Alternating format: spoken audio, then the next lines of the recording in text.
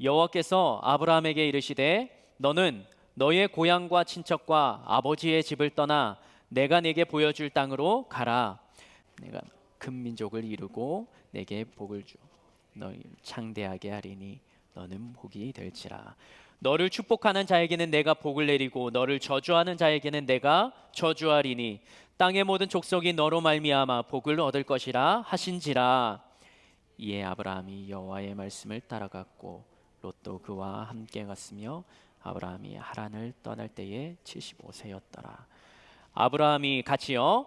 아브라함이 그의 아내 사레와 조카 롯과 하란에서 모은 모든 소유와 얻은 사람들을 이끌고 가나안 땅으로 가려고 떠나서 마침내 가나안 땅에 들어갔더라. 아멘. 저희 교회는 항상 영시 예배 한 번 예배를 드리면서 새해를 시작했는데요. 올해 같은 경우에는 코로나로 현장 예배에 모이지 못하니까 예배를 나누어서 드렸습니다. 12시부터 7시까지 총 8번의 예배로 나누어 드렸고요. 그 예배를 드리고 난 다음에 우리 말씀 카드를 이렇게 뽑았습니다. 그런데 그 교회에서 준비한 말씀 카드를 제가 뽑아 보니까 여러분도 그런 경험이 있습니까? 말씀 카드 뽑으면 나한테 왠지 모르게 딱 들어맞는 그런 말씀이라는 직감이요. 그런데 이 말씀을 1월 1일에 받으면, 나에게 주시는 말씀으로 받으면 이것을 1년 동안 다 기억하고 살아가는 사람 있습니까? 그런 분도 있죠. 그러나 저는 거의 대부분의 이 중간 5월, 6월 지나가면 잊어버리고 그냥 성경책 속에 꽂혀 있고 책갈피로만 사용하고, 그리고 연말이 돼서 다시 이게 나에게 주시는 말씀이었지 하고 다시 꺼내보면 신기하게도 하나님이 그것을 이루어 가셨던 것을 시간이 지나고 연말에 돌아보게 됩니다. 그래서 한 해를 마무리하고 시작할 때 저는 두 가지 깨닫는 게 있습니다. 첫 번째는요, 주신 말씀은 시간이 지나야 이해되고 깨달아진다라는 것 하나랑요, 두 번째는 말씀을 받을 때 나의 상황이 그 말씀이 즉시 이루어질 수 있는 상황이 아니라는 것, 그리고 주신 말씀이 즉시 이루어진 적이 저에게는 없다라는 것, 이게 거의 해마다 반복되는 두 가지 모습입니다. 오늘 본문에도 하나님의 말씀을 받았던 한 사람이 등장합니다. 우리가 너무나도 잘 알고 있던 아브람이라는 사람입니다. 그런데 그 사람은 하나님이 주셨던 약속의 말씀이, 비전의 말씀이 너무나도 좋은 말씀인데 그것을 받을 만한 상황이 아니었어요. 먼저 그에게 주셨던 하나님의 말씀이 어떤 것인지 함께 창세기 12장 1절과 2절 말씀 읽어보겠습니다. 시작. 여호와께서 아브라함에게 이르시되 너는 너의 고향과 친척과 아버지의 집을 떠나 내가 네게 보여줄 땅으로 가라. 내가 너로 큰 민족을 이루고 내게 복을 주어 내 이름을 창대하게 하리니 너는 복이 될지라. 말씀은 너무 좋죠. 이 말씀을 올해의 말씀으로 받으면 하나님이 나에게 복을 주실 거야, 나를 창대하게 하실 거야. 너무나도 좋은 말씀이에요. 비전과 꿈을 주시고 나의 후손이 잘 되고 나에게 이름을 창대케 되는 명예까지 주시겠다는 게 얼마나 좋은 말씀입니까? 말씀만 받으면 아멘으로 받을 수 있지만, 그러나 이 아브라함에게 주셨던 하나님의 그 다음 스텝은 내가 머물렀던 곳을 떠나라는 것이죠. 내가 거하고 내가 익숙하고 내가 지내왔던 것을 떠나서 새로운 곳으로 가야 된다면 그 말씀을 아멘으로 받을 수 있을까요? 우리들로 말하면 지금 다니는 나의 직장, 익숙해지고 무언가 다니고 싶은, 그리고 오래 다니고 싶은 직장을 떠나야 되는 상황일지도 모르고요, 지금 내가 처해 있는 이 가정, 그리고 나의 생활했던 이 식솔들을 떠나야 되는 상황, 새로운 변화와 도전의 시간이 될지도 모르겠습니다. 이 아브라함이 살았던 시대는요, 고향을 떠난다는 개념이 어떤 것이냐면 보호받는 손길이 없는 거예요. 그 시대에는 약탈도 많았고요, 살인도 많았고요, 재물을 뺏어가는, 힘이 있으면 모든 게 되는 시대였습니다. 그래서 얼마든지 도적들의 약탈당하고 하나님이 떠나라고 해서 가는 동안에 무슨 일이 벌어날지, 그리고 자신들의 목숨을 지켜 보호할 수 있는 존재들이 없어진다는 거예요. 고향을 떠난다는 것. 고향에 있는다는 건 나와 관계를 맺었던 사람들이 내가 물질적으로 어려움을 겪으면 도와주고, 누군가가 나를 공격하고 우리 집이 위험 상황에 처하면 이웃들이 와서 도와줄 수 있는 마을 지역이 있는 거잖아요. 그런데 그 모든 상황을 내려놓고 위험의 요소가 있는 그곳으로 가라라는 것입니다. 무엇을 가지고요? 하나님이 주신 약속의 말씀만을 붙들고요. 아브라함이 살고 있던 갈대아 우르라는 지역은 어느 곳입니까? 거기는 메소포타미아 이 도시국가가 세워졌던 곳이에요. 티그리스강, 유프라테스강의 아래쪽 지역에 있었습니다. 거기는요, 땅이 비옥했고 농업도 공업도 페르시아만 근처에 있기 때문에 어업도 굉장히 발달했고 사람들이 모이는 지역이었습니다. 사람들이 모이는 지역은 돈이 풍성한 곳이죠. 그리고 거기에서 잘 정착하고 무언가 직종만 잘 잡으면 삶을 부유하게 살아갈 수 있는 곳이에요. 다른 말로 하면 아브라함에게는 안전하게 그리고 잘 살 수 있는 곳이 지금 살고 있는 우르라는 지역이었다는 것이죠. 그때 하신 말씀 다시 한번 읽어보겠습니다. 1절 말씀입니다. 창세기 12장 1절 시작. 여호와께서 아브라함에게 이르시되 너는 너의 고향과 친척과 아버지의 집을 떠나 내가 내게 보여줄 땅으로 가라. 하나님은 왜 아브라함에게 떠나라고 하셨을까? 거기에서 하나님의 부르심에 합당하게 살 수는 없었을까라는 의문을 던져볼 수 있겠죠. 그런데 이 1절 말씀 속에 담겨있는 대비되는 두 가지의 단어를 주목해서 읽어보면 좋겠습니다. 1절 말씀 다시 한번 띄워주시면 그 두 개의 단어는요, 바로 너라는 단어와 나라는 단어입니다. 하나님께서 아브라함에게 말씀하신 것은요, 너는 너의 고향, 너의 친척, 너의 아버지의 집을 떠나라는 거예요. 다른 말로 너에게 속해 있던 모든 것들, 네가 의지할 수 있는 거, 네가 안전하다 생각할 수 있는 거, 이것은 오래 갔으면 좋겠다 생각하는 그것을 버려두고 떠나라라는 거예요. 그러면서 하나님께서는 나라는 존재로 아브라함에게 다시 나타나십니다. 그것을 떠나서 내가 너에게 보여줄 땅으로 가라. 이 1절 말씀은요, 아브라함에게 주셨던 하나님의 말씀은요, 아브라함의 삶의 시선을 옮기는 작업을 요하는 겁니다. 너의 고향, 너의 친척, 너의 아버지 집, 거기 있으면 네가 그래도 안정적으로 살 수 있잖아. 네가 편안하게 살 수 있잖아. 아버지가 했던 가업을 이어받아서 그 지역에서 살아가면 그래도 확보된 고객이 있으니까 삶은 살아갈 수 있을 거야. 그런데 그 시선 가운데 나라는 존재는 너의 삶 속에 없었던 거야. 그러면서 네가 가진 모든 것을 내려놓고 떠나면 내가 너에게 보여줄 땅, 그곳으로 인도하여 갈 것이다. 하나님이 그렇게 인도하실 것이다 약속을 해주시는 거예요. 아브라함 자신에게, 나에게 주어졌던 것에서 이제는 하나님이 보여주시는 새로운 것으로 시선을 옮기는 작업이에요. 다른 말로 하면 아브라함이 자신의 힘으로 살아갔던 그 삶의 터전에서 이제는 자신이 잊고 있었고 무관심했던 하나님이라는 존재를 그 아브라함의 삶 가운데 하나님께서는 이식시키시는 거예요. 그래서 이제는 하나님이 중심이 되어서 하나님과의 관계를 쌓아가면서 너의 삶을 살아가라. 정리하면 이렇게 될 것 같아요. 너의 안정적인 삶을 내려놓고 떠나라고 하는 이유는 이제는 내가 너의 삶을 책임지고 관여하기 위함이다. 우리는 살기 좋은 땅이었습니다. 그러나 이방신 우상들이 그냥 가정에 하나 둘 여러 개씩 놓여 있는 곳이었어요. 일본에는 수많은 우상이 있고 개구리나 이런 동물들까지 다 우상으로 만들어서 집에 가정에 모시고 살아간다고 하지 않습니까? 이 우르 지역도 그랬습니다. 달의 여신이라는 난나르라는 우상이 있었고 피라미드처럼 생긴 가로가 360, 폭이 180m 정도 되는 거대한 신전을 쌓아 올려서 그 거대한 구조물 앞에서 인간이 보잘것없는 존재로 우상을 섬기게 만드는 그 지역이 우르라는 지역이었어요. 더군다나 아브라함의 가족 이 아버지 데라가 가졌던 직업이 뭐냐? 우상을 만드는 직업을 가지고 있었습니다. 그러니까 아브라함의 삶에 그 모든 나가는 곳, 집 안에 들어오는 곳, 가서 마주치는 곳이 모두 다 우상들로 넘쳐났던 곳이죠. 아브라함의 삶 속에는 하나님이라는 존재는 없었습니다.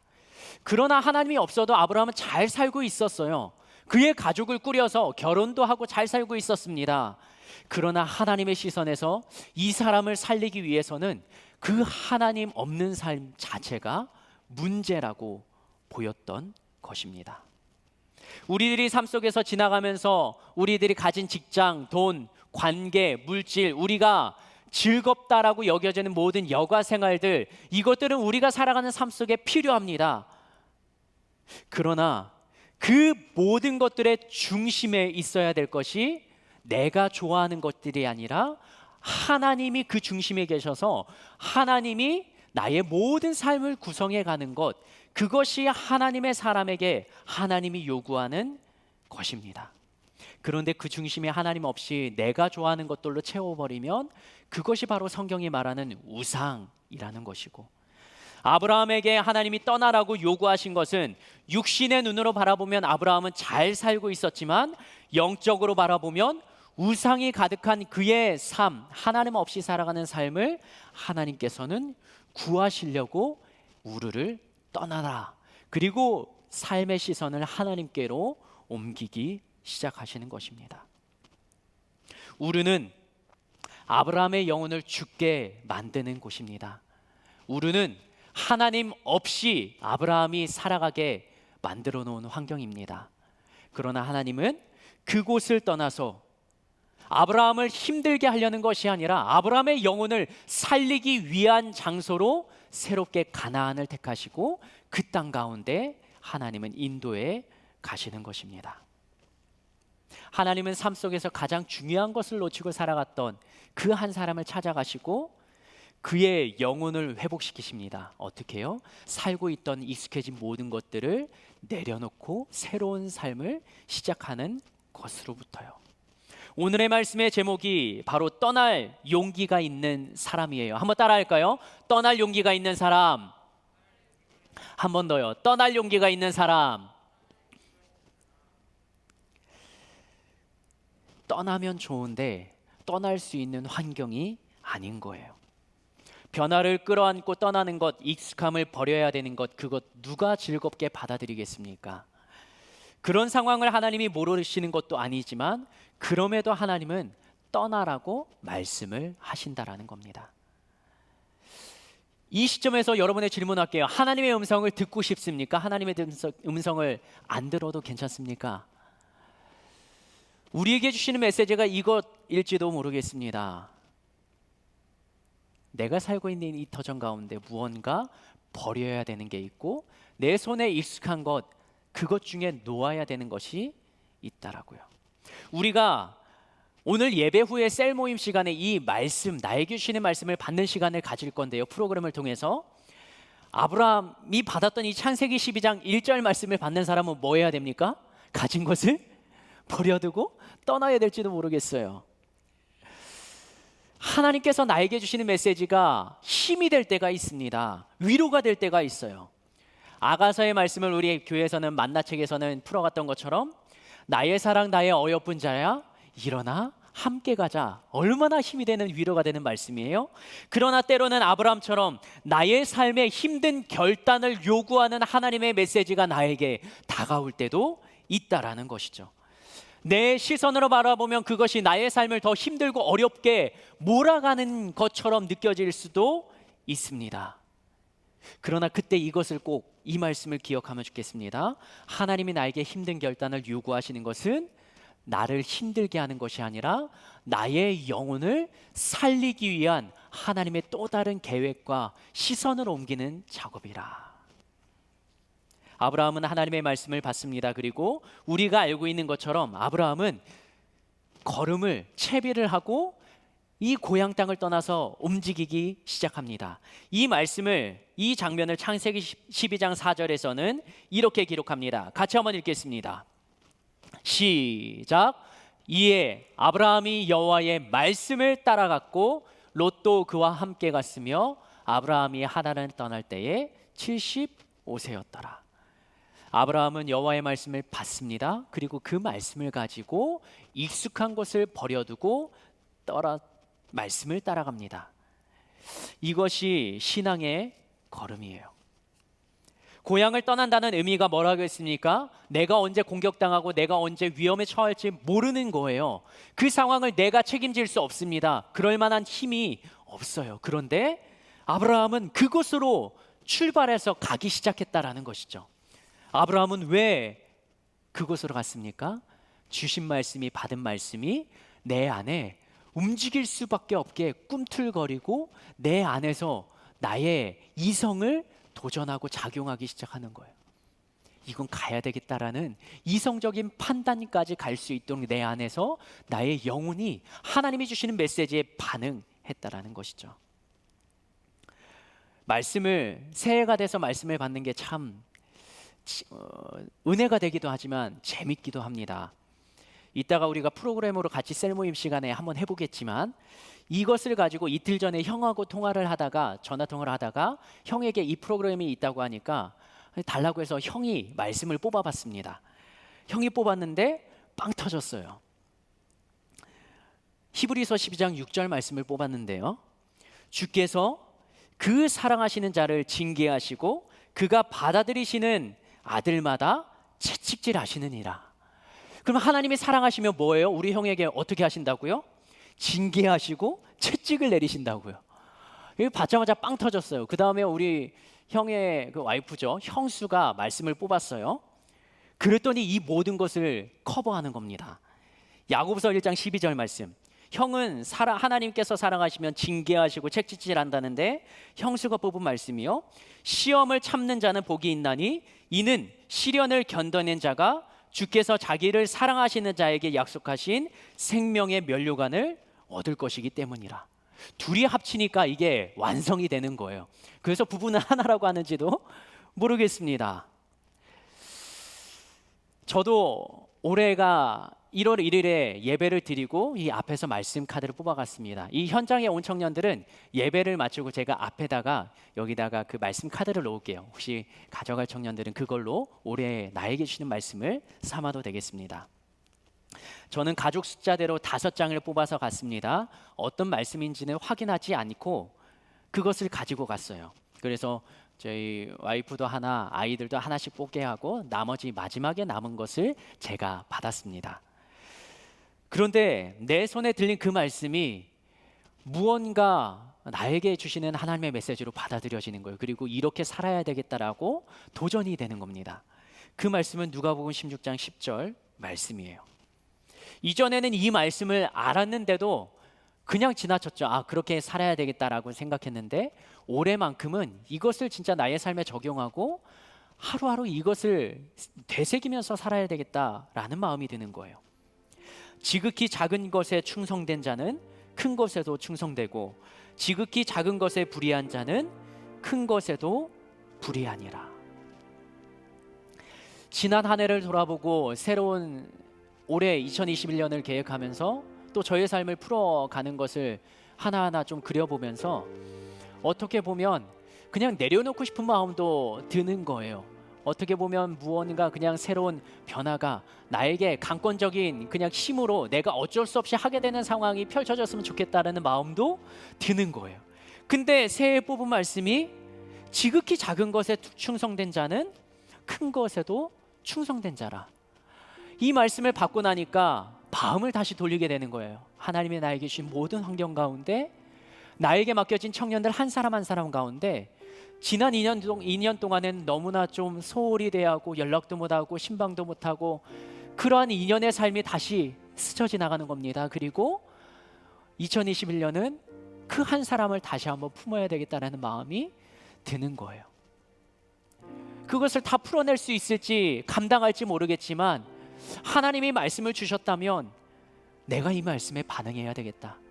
아브라함이 자신의 모든 익숙한 것을 내려놓고 떠나야 되는 그 상황을 감당하고 받아들이고 그의 마음을 꿈틀게 했던, 움직이게 했던 하나님의 도전과 메시지가 있었다면, 그것을 반응하고 걸어가니까 그가 가나안 땅에 들어갈 수 있도록 5절 말씀에 기록했던 것처럼, 내가 이 말씀에 반응하고 1년을 이 말씀을 붙들고 걸어가면 하나님이 이 말씀을 이루어갈 수 있도록 나의 삶 가운데 사역에도 가정에도 관계에서도 열어가실 수 있지 않을까라는 기대감을 가지고 주님 앞에 기도하는 마음으로 이 말씀 앞에 다시 한번 서게 되는 것이죠.